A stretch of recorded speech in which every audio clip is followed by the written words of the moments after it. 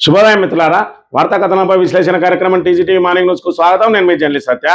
ముందుగా రాష్ట్రంలోని ప్రధాన వార్తలను కనుక పరిశీలించినట్టయితే మున్సిపల్స్లో 90% మరి ఇక్కడ మనదే విజయావకాశాలు అని చెప్పి 90% మరి ఇక్కడ సాధిస్తున్నామని చెప్పిన ఆ రేవంత్ రెడ్డి మాటలు నీటి ముట్టలే అయినాయి.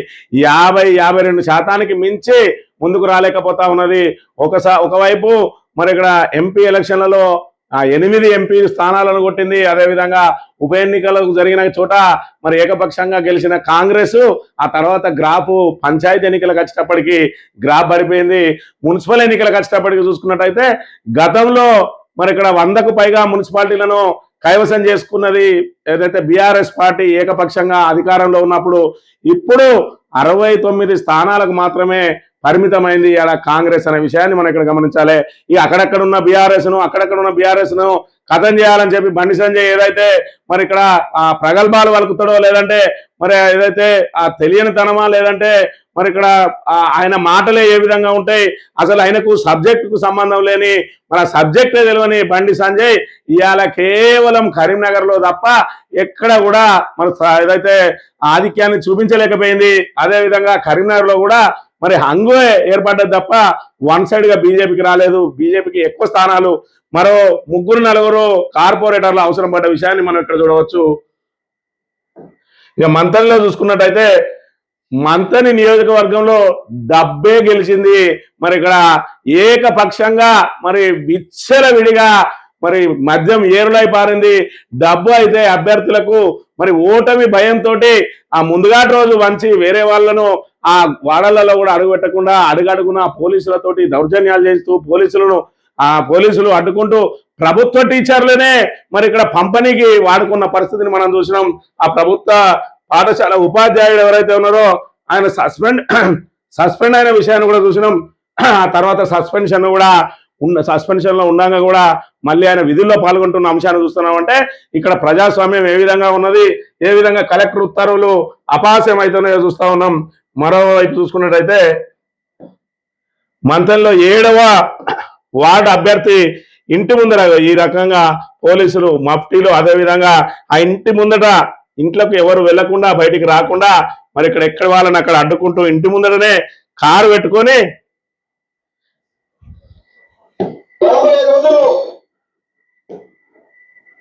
రామగిరి ఎస్ఐ ఆధ్వర్యంలో ఆయన ఇంటి ముందరనే పెట్టి మరి ఆ పూర్తిగా కట్టడి చేసిన పరిస్థితి. 2 రోజుల పాటు ఇంట్లో నుంచి బయటికే వెళ్ళనియని పరిస్థితి. 9వ తారీఖు సాయంత్రం 5 గంటల నుంచి పోలింగ్ సమయం వరకు కూడా బయటికి అడుగు పెట్టకుండా మరి అక్కడ ఏదైతే ఆ నామినేషన్ వేసిన కాడ నుంచి మొదలుకుంటే ఆ ఇంటి ముందరనే తిష్ట వేసి ఎవరు ఆ ఇంట్లోకి వెళ్లకుండా, వాళ్ళు బయటికి రాకుండా, వాళ్ళ దగ్గర నుంచి చిన్న మెటీరియల్ కూడా బయటికి రాకుండా మరి ఇట్లా కట్టడి చేసి నువ్వు ఎవరా ఆయన అంటే ఆయననే ఇనుముల సత్యనారాయణ అని మరి ఇక్కడ శ్రీధర్ బాబు మెప్పు పొందాలని చెప్పి బుట్టమల్ దగ్గర 900 కోట్లు ఉన్నాయని చెప్పి ఏదైతే అబద్ధాలతోటి అసత్యాలతోటి హైకోర్టులో కేసు వేసి ఆ హైకోర్టులో కేసు కొట్టేసినాక మేము దర్యాప్తు సంస్థలో పోయినామని చెప్పి నానా యాగి చేసి దుష్ప్రచారాలన్నీ చేసే ఆ దుష్టునికి ఇక తగిన శాస్త్రం జరిగింది.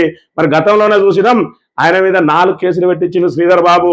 ఆ 4 కేసులు పెట్టించి జైల్లో తోలే ప్రయత్నం చేస్తా ఉంటే మళ్ళీ పోయి చేతులు జోడించి శరణు చొచ్చితే ఇడిచిపెట్టిండు.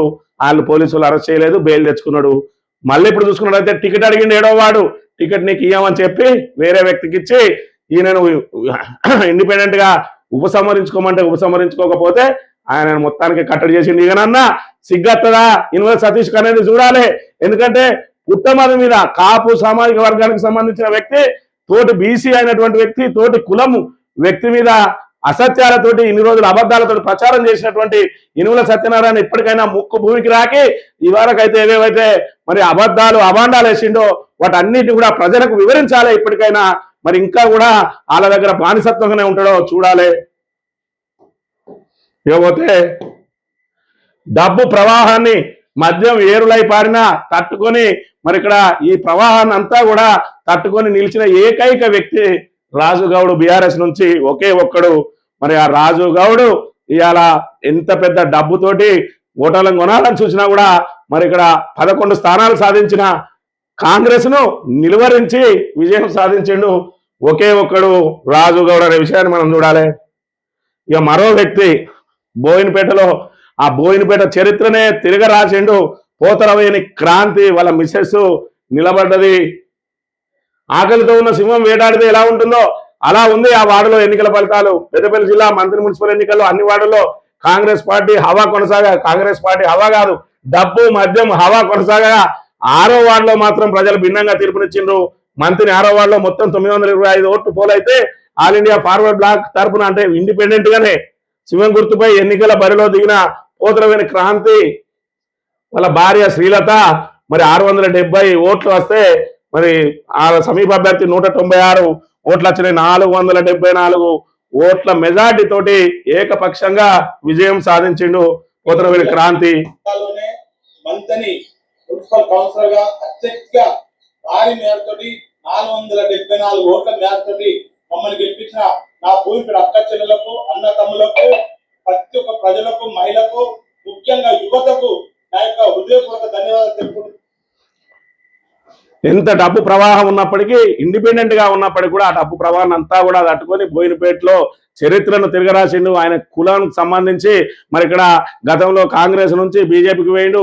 బీజేపీలో విధానాలు నచ్చక కూడా మరి రాజీనామా చేసినప్పటికీ ఏ పార్టీలో చేరకుండా తన కులాన్ని, తన సామాజిక వర్గం కోసమే మరి ఇక్కడ ముదిరాజ్ సంఘం కోసం, ముదిరాజ్ సంఘం పటిష్టత కోసం పనిచేసుకుంటూ ఇలా కులాన్ని పట్టుకొని వాళ్ళ సమస్యల కోసమే పోరాడుతున్నటువంటి క్రాంతికి బ్రహ్మరథం పట్టిండ్రు బోయినపేట ప్రజలు. మొత్తంగా అసలు జిల్లాలో ఎవరు సాధించినంత మెజార్టీ సాధించి ఇలా చరిత్రను తిరగరాసిన క్రాంతికి మరి ఇక్కడ భవిష్యత్తులో మరి ఇక్కడ అనేక అవకాశాలు వచ్చే అవకాశం ఉంది. ఎందుకంటే ఇంత పెద్ద మద్యం ఏరులై పారిన మరి ఇక్కడ పెద్ద ఎత్తున పోలీసులతోటి అణచివేసే కార్యక్రమాలు చేసిన వీళ్ళ అనుచరులను మరి ఇక్కడ వేరే కాంగ్రెస్ గూండాలు దౌర్జన్యం చేసి కొట్టినా కూడా ప్రజలు ఎక్కడ కూడా బోయినపేట ప్రజలు ఎక్కడ కూడా అనకకుండా జనకకుండా తొనకకుండా ఆయనకు వెన్నంటి నిలిచి 474 మెజార్టీ ఇచ్చిండు అని అంటే ఇది అధికార పార్టీకి చెంపపెట్టు అని మాత్రం చెప్పక తప్పదు. మొత్తానికైతే క్రాంతికి మన టీజీటీవీ తరఫున కూడా ప్రత్యేక కృతజ్ఞతలు చెప్తా ఉన్నాం. వార్తా కథనాలు పరిశీలించినట్లయితే ముందుగా నమస్తే తెలంగాణ సర్కారుకు సగం మార్కులే. పుర ఫలితాల్లో కాంగ్రెస్ కు ఎదురు దెబ్బ. 116 మున్సిపాలిటీలో గెలిచింది 66 మాత్రమే.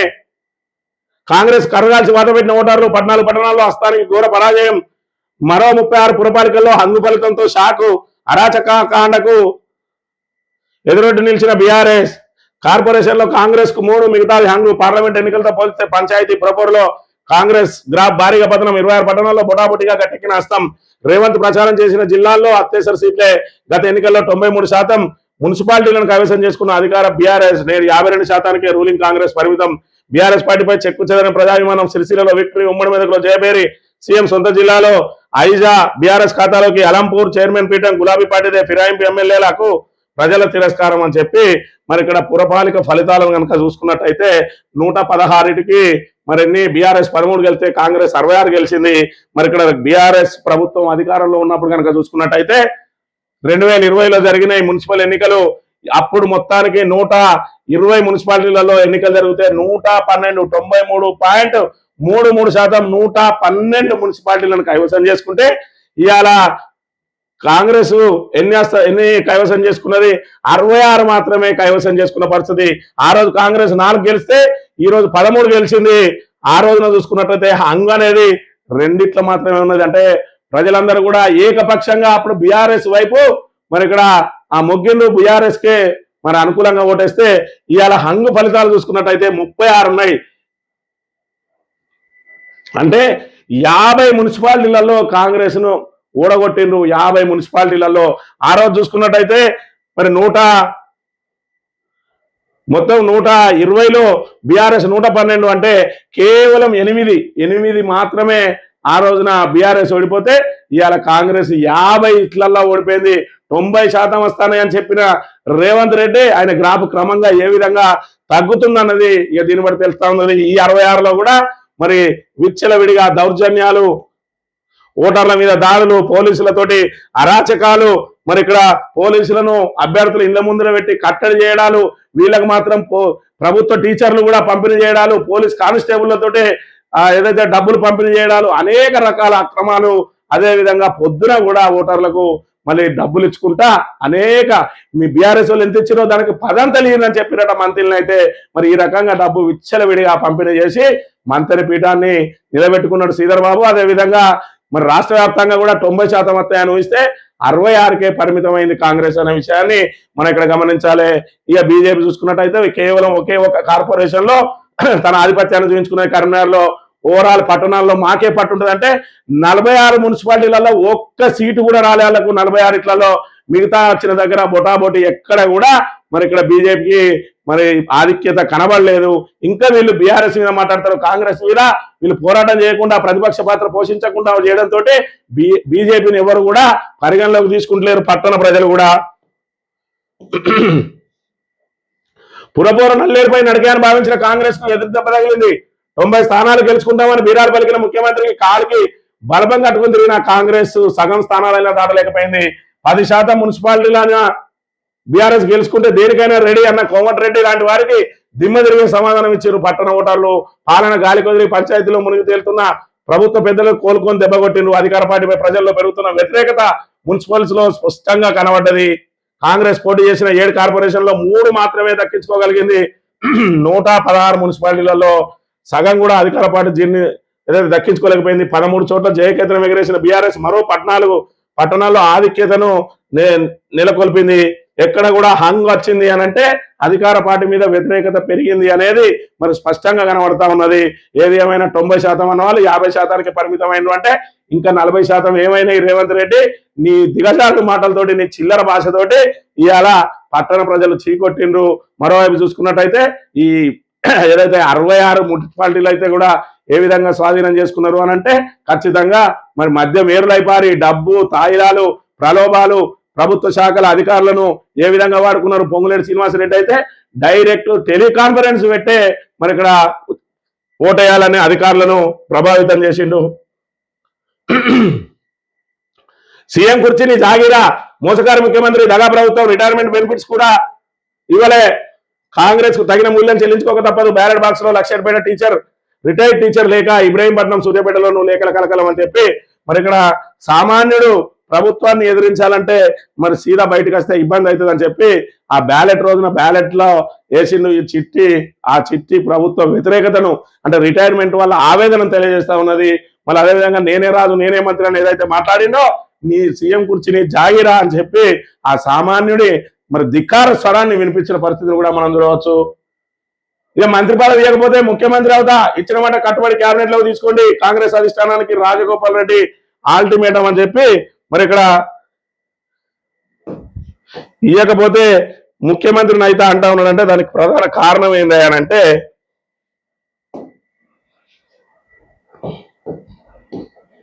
ఆయన మరి మీరు కనుక నాకు మాట ఇచ్చినటువంటి మంత్రి పదవి కనుక ఇవ్వకపోతే నీ ప్రభుత్వాన్ని ఊల్చేస్తా మీరు ఇతరులతోటి నేను జట్టుగట్టి ఖచ్చితంగా ముఖ్యమంత్రిని అయితే అప్పుడేం చేస్తారో చేయరు అన్నట్టుగా ఆయన ధిక్కార స్వరం వినిపిస్తున్న ఆ మాటలు ఆయన మాటల్లోనే.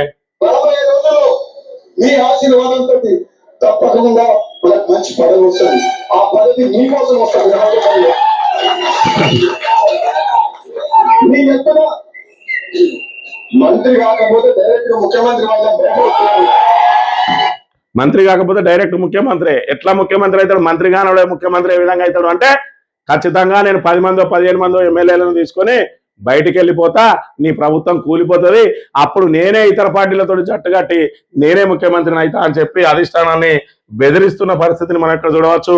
అంటే మున్సిపల్స్ కు ఫలితాలు వచ్చిన కొద్దీ ఈ విధంగా జరిగితే రేపటి రోజున పరిషత్ ఎన్నికల్లో కనుక కాంగ్రెస్ ఎత్తుకల పడితే ప్రతి ఒక్కరు కూడా నేనే రాజు నేనే మంత్రి అని విర్రవీగుతున్న రేవంత్ రెడ్డి మెడలు వంచడానికి కాంగ్రెస్ వాళ్ళే ముందు వరుసలో ఉంటారని చెప్పక తప్పని పరిస్థితి ఉన్నది. ఇక ఎరువులు ఇస్తారా పురుగుమని తాగమంటారా? ఒకవైపు యూరియా స్టాక్ వచ్చినట్టు క్షణాల్లో మాయమవుతుండడం, మరోవైపు యాప్ పేరిట ప్రభుత్వం తిప్పులు పెడుతుండడం రైతన్నలు అగ్రహోదగ్రులు అవుతున్నారు. 3 రోజులుగా వరుసగా రాష్ట్రంలో ఏదో ఒక చోట ఆందోళనకు దిగుతున్నారు. శుక్రవారం సూర్యాపేట జిల్లా ఖానాపురంలో కరీంనగర్ జిల్లా కొండపల్లిలో రైతులు నిరసన దిగినారు. యూరియా కోసం నిరసనలు వచ్చి కాంగ్రెస్ ప్రభుత్వం ప్రజాప్రభుత్వం రైతు ప్రభుత్వం ఇందిరమ్మ రాజ్యం ఇదేనా ఇందిరమ్మ రాజ్యం అని చెప్పి మరి ఇక్కడ ఒకవైపు మరి పురపోరులో చీకొట్టిండ్రు, మరి ఇక్కడ ఏదో డబ్బు మద్యంతో దాన్ని కవర్ చేసుకునే ప్రయత్నం చేసిండ్రు. కానీ రేపటి రోజున పల్లెల్లో జరిగే పోరులో మాత్రం ఖచ్చితంగా నువ్వు ఎంత డబ్బు ఇచ్చినా కూడా రైతులంటూ నీ ముడ్డి మీద దంతారనే విషయాన్ని ఇప్పటికైనా గమనించాలి. సీల మధ్య రగడాట నాగర్ కర్నూలు చీఫ్ ఇంజనీర్ పక్కకు నెట్టి నల్గొండ సిఈకి బాధ్యతలు డిండి లిఫ్ట్ కోసమైన యంత్రాంగం కామ్గా ఈఎన్సీ ఇన్స్పెక్షన్ నివేదిక ప్రతిపాదనపై ఇంజనీర్ల ఆగ్రహం ఎలా అప్పగిస్తారన్న అభ్యంతరాలు జలసౌదలో తీవ్ర చర్చనీయాంశం. ఏం చర్చనీయాంశం అయినా వాళ్ళకు ఒరిగేదేం లేదు. వాళ్ళు అవినీతికి చేయాలి అని అనుకుంటారు కాబట్టి మరి వాళ్ళకు అనుకూలమైనటువంటి అధికారాన్ని పెట్టి వాళ్ళు చేయాల్సింది చేస్తారన్న విషయాన్ని మనం ఇక్కడ గమనించాలి. ఇక సాక్షి దినపత్రిక విషయానికి వస్తే పురంలో పై చేయట మున్సిపల్ ఎన్నికల్లో అధికార పార్టీ జోరు 66 మున్సిపాలిటీలు ఓకే, పురపోరులో పై చేయి ఓకే, కానీ గతంలో 112 స్థానాలు సాధించిన బీఆర్ఎస్ ఎక్కడ, ఇవాళ 66 స్థానాలకే పరిమితమైన కాంగ్రెస్ ఎక్కడ అనే విషయాన్ని ఒకసారి గమనించాలి. స్థానిక సంస్థలలో ఖచ్చితంగా ఏ ప్రభుత్వం ఉంటుందో ఆ ప్రభుత్వానికి అనుకూలంగా తీర్పులు వస్తాయి. ఎందుకంటే మరి అక్కడ నిధులు రావాలంటే అధికార పార్టీకి ఉన్న వాళ్ళకే మరి ఇక్కడ కూడా ఓట్లు వేయాలని చెప్పి ప్రజల్లో ఆ మైండ్ సెట్ ఆ విధంగా ఉంటది. అయినా కూడా వీళ్ళు 90% ఎందుకు వాళ్ళకి వేయలేకపోయిండ్రు అని అంటే వీళ్ళతోటి ఏమి కాదు పనులు అని చెప్పి ఇక్కడ ఆ మిగతా 40% వ్యతిరేకత మరి ఇక్కడ కనబడ్డ విషయాన్ని కూడా మనం గమనించాలి. అంచనాలకు దూరంగా మున్సిపాలిటీలో బీజేపీకి నిరాశజనక ఫలితాలు, పార్టీ బలంగా ఉందని భావిస్తున్న ఉత్తర తెలంగాణలోనూ అంతే ఓటమి కారణాలు, ప్రభావం చూపిన అంశాలపై విశ్లేషణ. ప్రభావం చూపిన అంశాలు ఏంది? కాంగ్రెస్ తోటి మిలాఖాత్ అవడమే బీజేపీ పార్టీ మీద ప్రధానంగా ఉన్న ఆరోపణ. మరి ఇదే విధంగా వాళ్ళతో అదే సఖ్యత కొనసాగించి ఏదో వాళ్ళు మిత్రపక్షాల్లాగా కొనసాగితే ఖచ్చితంగా బీజేపీ ఇక్కడ కనుమరుగవడం ఖాయమనే విషయాన్ని కూడా మనం ఇక్కడ గమనించాలి. సేవా తీర్థులోకి మోడీ అట. ప్రధానమంత్రి కార్యాలయం నూతన భవన ప్రారంభం. కర్తవ్య భవన్ 1-2లను ప్రారంభించిండు. కొత్త భవనంలోకి పోతాడట మన ప్రధాని మోడీ. టీచర్ల నియామకం ఇప్పట్లో లేనట్టే, హేతుబద్ధీకరణతోనే సర్దుబాటు. 18,000 ఖాళీలు ఉన్నట్టు గతంలో నివేదిక. రేషనలైజేషన్ 10,000 మందిని సర్దుబాటు చేయొచ్చని అంచనా. విద్యాశాఖ తాజా నివేదిక. 10 ఏది జాబ్ క్యాలెండర్ ఏది, కొత్త ఉద్యోగాలు ఎవి, కేసీఆర్ ఇచ్చిన ఉద్యోగాలు తప్ప నువ్వు ఇచ్చిన ఉద్యోగాలన్నీ మరి మొదటి సంవత్సరంలో 2 లక్షల ఉద్యోగాలు ఎవి అంటే ఈయనకు జీతాలు ఉన్న వాళ్ళకే జీతాలు ఇవ్వడానికి చేతనైతే లేదు. ఇంకా కొత్త వాళ్ళని తెచ్చి ఎక్కడ ఈయన వాళ్ళకు జీతాలు ఇస్తాడో మరి అర్థం చేసుకోవాలి. సత్తా సాటిన బండి అట. కరీంనగర్ కార్పొరేషన్ లో మెజార్టీ కాస్త దూరంలో బీజేపీ అయినా సత్తా చాటిండు. ఈయన కరీంనగర్ లో ఆ కరీంనగర్ పట్టణానికి తప్ప ఈయన కేంద్ర మంత్రిగా పనికిరాడు. ఈయన కూడా అందులో ఒక కార్పొరేటర్ చేస్తే నెక్స్ట్ టైం మేయర్ గా ఆయన ప్రయత్నం చేస్తే మంచిది తప్ప ఇంకా రాష్ట్ర వ్యాప్తంగా మరి బండి వద్ద బండిత్తం, కారు వద్ద కారిత్తం అనే లేకపోతే 3 నెలలు తిరిగినా చలాన్లు వేయమని చెప్పి ఈ చిల్లర మాటలతోటి యూత్ను మరి తప్పుదో పట్టిస్తూ దేవుళ్ళ పేరుతూ యూత్ను తప్పుదో పట్టించి ఓట్లు వేయించుకున్న తప్ప బండి సంజయ్ తోటి ఏమి కాదు అనే విషయాన్ని మనం గమనించాలి. అక్కడ 66 మున్సిపాలిటీలు వచ్చినారా అంటే ఈడు రేవంత్ బూట్లు నాకే కుక్క ఇక్కడ 74 అని పెట్టిండు. మరి ఈడొక 8 సెడి ఎత్తాను కావచ్చు, అందుకని 74 అని పెట్టిండు. అంటే సంఖ్య పెంచడానికి వీళ్ళు ఏ విధంగా చేస్తా ఉన్నారో కూడా చూడాలి. 24 మున్సిపాలిటీలో నెలకొన్న హంగాట అంటే హంగును తగ్గించిండు, వీళ్ళకు పెంచిండు. వీటిలోనూ అత్యధికం ఎంఐఎం స్వతంత్రుల మద్దతు కాబట్టి మాకే అత్తయ్య అని చెప్తాను అన్నట్టు. ఎక్సాఫిషియో ఓట్లతో కాంగ్రెస్ కి దక్కే ఛాన్స్ అట. కాంగ్రెస్ గెలుపు శాతం 63.79. ఇక్కడ స్పష్టంగా 56.09 ఉన్నదాన్ని వీడిక్కడ 63.79కి తీసుకొని వచ్చిందంటే 60% దాటియాలి. ఫస్ట్ క్లాస్ మార్కులు రప్పియాలి రేవంత్ రెడ్డి. కానీ వీడి తాపత్రయం చూస్తే అర్థమవుతా ఉన్నది. ఇంకా కూడా బూట్లు నాకుడే తప్ప ప్రజల మనోభావాలు ఏ విధంగా ఉన్నాయి, ప్రజా తీర్పు ఏ విధంగా ఉన్నదని మరి ఇక్కడ దాన్ని వెలువరించడానికి మాత్రం ముందుకు రాడు. మంత్రులంతా పాస్ అయినట. వారి నియోజకవర్గాల్లో అన్ని కూడా హస్తగతమైనవి అని చెప్తున్న పరిస్థితి. ఈ విజయం నా బాధ్యతను మరింత పెంచింది. రాష్ట్రాభివృద్ధి, ప్రజా సంక్షేమానికి పునరంకితం అవుతాం. ప్రతి మున్సిపాలిటీ కార్పొరేషన్ ను అభివృద్ధి చేస్తాం. బాధ్యత పెంచుతుంది. కానీ మరి ఏం లాభం? నీ దగ్గర నుంచి అది ఏ విధంగా పరిపాలన చేయాలనో తెలుసలేదు, ఏ విధంగా సంక్షేమ పథకాలు అమలు చేయాలనో తెలుసలేదు, ఏ విధంగా అభివృద్ధిని ముందుకు తీసుకోవాలనో తెలుస్తలేదు కదా. నువ్వు పోయి మరి హార్వర్డ్లో చదివినా కూడా నీకు అది ఇంకా అవగతం అవుతలేదు అనే విషయాన్ని మనం గమనించాలి. ఇక మున్సిపల్ తీర్పు ప్రభుత్వానికి చెంపబెట్టు. సీఎం, మంత్రులు, యంత్రాంగం ఒకటైనా బీఆర్ఎస్ శ్రేణులు సత్తా చాటాయి. రేవంత్ ప్రభుత్వంపై ప్రజల్లో పెరుగుతున్న అసంతృప్తికి నిదర్శనం ఈ ఎన్నికలు. 90% గెలవకుంటే అదో గెలిపేనా? అధికారంలో ఉండి ఆ మాత్రం గెలవలేకపోతే ఎలా అంటున్న కేటీఆర్. మరి గతంలో చూసుకున్నట్టయితే 112 మున్సిపాలిటీలు గెలిచినాయి 120లో. ఇప్పుడు 116లో 66 మాత్రమే గెలిచినాయి. 50 ఇట్లలో ఏకపక్షంగా ఓటమి పాలైంది కాంగ్రెస్ అనే విషయాన్ని మనం గమనించాలి. ఇక కారు బేజారట. కారు బేజారు కాదు రాయ్యా, 0-0 అన్నోళ్లకు ఇవాళ ఏకపక్షంగా 13ని గెలుచుకున్నది. ఇంకా అనేక చోట్ల మరి ఇక్కడ కాంగ్రెస్ తోటి పోటీ పడి ఒక్క సీటు కూడా రాదన్న కాడ నుంచి 13 సీట్లను సాధించుకున్నది. మరి అధికార పార్టీ ఏ విధంగా గతంలో సాధించిందో అవిటికి మాత్రం కాంగ్రెస్ రీచ్ కాలేకపోయిందనే విషయాన్ని ఇక్కడ గమనించాలి. 718 మరి కౌన్సిలర్ స్థానాలను గెలుచుకున్నది అంటే ఇంత ప్రతిపక్షంలో కూడా మరి ఇక్కడ బీఆర్ఎస్ కు బ్రహ్మరథం పట్టిర్రు ప్రజలు అనడానికి ఇదే నిదర్శనం. బంగ్లాదేశ్ లో బిఎన్పి భారీ విజయం. 299 స్థానాలకు 212 సీట్లు కైవసం. 70 స్థానాలకే పరిమితమైన జమాతే పార్టీ ప్రధానమంత్రిగా బాధ్యతలు చేపట్టనున్న బిఎన్పి అధినేత తారిక్ రెహమాన్ 17 ఏళ్ల తర్వాత స్వదేశానికి వచ్చి అధికారం హస్తగతం చేసుకున్న తారిక్ అభినందనలు తెలిపిన ప్రధాని మోడీ హసీనాను అప్పగించాలని బిఎన్పి విజ్ఞప్తి అట. ఢాకాలో హిందూ నేత గెలుపు. బిఎన్పికి చెందిన సీనియర్ మైనారిటీ హిందూ నేత గయేశ్వర్ చంద్రరాయ్ పార్లమెంట్ ఎన్నికల్లో మన ఘన విజయం సాధించిన ఢాకా 3 నియోజకవర్గం నుంచి బరిలో నిలిచిన ఆయన జమాతే ఇస్లామీ పార్టీకి చెందిన పయనీర్ ఇస్లాంపై 99,163 తేడాతో గెలిచిండు. భారత అనుకూల పార్టీ ఇవాళ బంగ్లాదేశ్ లో మరి బంగ్లాదేశ్ నేషనలిస్ట్ పార్టీ ఘన విజయం సాధించింది. వీళ్ళంతా కూడా భారతదేశానికి మిత్ర దేశంగా ఉండే మిత్రంగా పార్టీ, భారతదేశంతో మైత్రి కొనసాగించే మరి బంగ్లాదేశ్ పార్టీ ఇది అని చెప్పి మరి దీనికే పట్టం కట్టిండు అని అంటే బంగ్లాదేశ్ లో ఏదైతే మరి ఇక్కడ రెచ్చగొట్టడానికి ఏదైతే మరి ఘర్షణలు చెలరేగడానికి అదేవిధంగా భారత్ తోటి వైరం పెంచుకోవడానికి ఏదైతే ప్రయత్నం చేసిన అల్లరి మూకకు ఇలా చెంపపెట్టులాగా తీర్పిచ్చిన ప్రజలు అక్కడ ప్రజలు. ఈనాడు దినపత్రిక విషయానికి వస్తే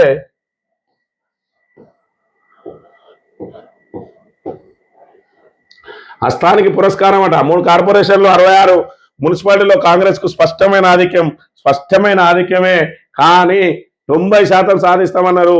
90% కాదు, 80 కాదు, 70 కాదు, కనీసం 60 కూడా మరి ఇక్కడ రాలేకపోయిండు. అదేవిధంగా 7 కార్పొరేషన్లు చేస్తే 3 మాత్రమే, అంటే 50% కూడా అలా రాలేకపోయింది అని అంటే మరి ఇక్కడ హంగు ఏర్పడ్డాయి అని అంటే కాంగ్రెస్ మీద ఏ విధంగా వ్యతిరేకత ఉన్నది, కాంగ్రెస్ ను నమ్మలేదు జనం అని ఇక్కడ చెప్పక తప్పది.